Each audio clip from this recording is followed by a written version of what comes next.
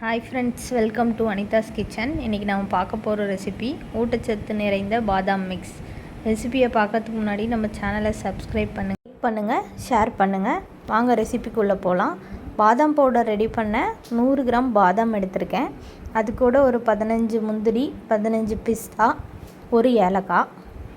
இப்போ 3ஐயும் dry roast பண்ணி எடுத்துக்கலாம். ஃபஸ்ட்டு பாதாமை லைட்டாக ரோஸ்ட் பண்ணிவிட்டு அதுக்கப்புறமா பிஸ்தாவும் முந்திரியும் ஆட் பண்ணிக்கோங்க. இதில் நிறைய ஹெல்த் பெனிஃபிட்ஸ் இருக்குது. டீ காஃபிக்கு பதிலாக இந்த மாதிரி பாதாம் பவுடர் வீட்டிலேயே செஞ்சு இதை யூஸ் பண்ணி பாருங்கள். ரொம்ப சிம்பிளான ரெசிபி தான். 2 மினிட்ஸ் இருந்தால் போதும். நீங்களும் செஞ்சு பாருங்கள். இப்போ பாருங்கள், எல்லாம் நல்லா ரோஸ்ட் ஆகிடுச்சு. இப்போ ஆஃப் பண்ணிவிட்டு ஒரு 10 மினிட்ஸ் நல்லா ஃபேனில் ஆற வச்சுட்டு நாம் இப்போ பவுடர் செஞ்சு வச்சுக்கலாம்.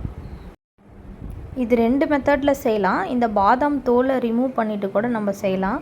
சுடுதண்ணியில் போட்டு பாதாம் தோலெல்லாம் ரிமூவ் பண்ணிவிட்டு இதே மாதிரி ப்ரொசீஜர்ஸில் செய்யலாம். அந்த பாதாமை ஒரு 5 மினிட்ஸ் ஆற வச்சுட்டு இதே மாதிரி முந்திரியும் பிஸ்தாவும் ஆட் பண்ணிவிட்டு நீங்கள் செய்கிறதுனா கூட செய்யலாம்.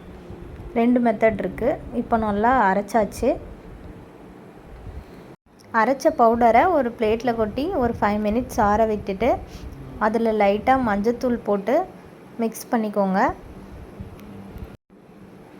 நல்லா மிக்ஸ் பண்ணிவிட்டு ஒரு ஏர்டைட் கண்டெய்னரில் போட்டு ஸ்டோர் பண்ணி 1 மந்த் நம்ம யூஸ் பண்ணிக்கலாம். டீ காஃபி அவாய்ட் பண்ணுறவங்க மார்னிங், ஈவினிங், ஆஃப்டர்நூன் 3 டைமுமே இதை தாராளமாக குடிக்கலாம். இதை ஹாட் அண்ட் கூலாக எப்படி வேணால் குடிக்கலாம். நான் ஆல்ரெடி பால் காய்ச்சி கூல் பண்ணி வச்சுருக்கேன். இப்போது பாதாம் மிக்ஸ் போட்டு ரெடி பண்ணலாம். 1 டம்ளர் பாலுக்கு 2 ஸ்பூன் பாதாம் மிக்ஸ் போட்டுக்கோங்க.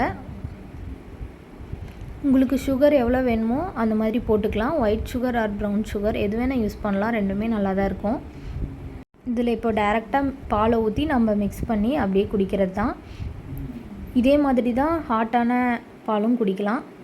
உங்களுக்கு சூடாக வேணுமா இல்லை கூலிங்காக வேணுமான்னு நீங்கள் பார்த்து எப்படி வேணால் குடிச்சிக்கலாம். இந்த ரெசிபியை பார்த்து நீங்களும் செஞ்சு பாருங்கள். செஞ்சு பார்த்துட்டு எப்படி இருக்குன்னு கமெண்ட்ஸ் பண்ணுங்கள். பாய்.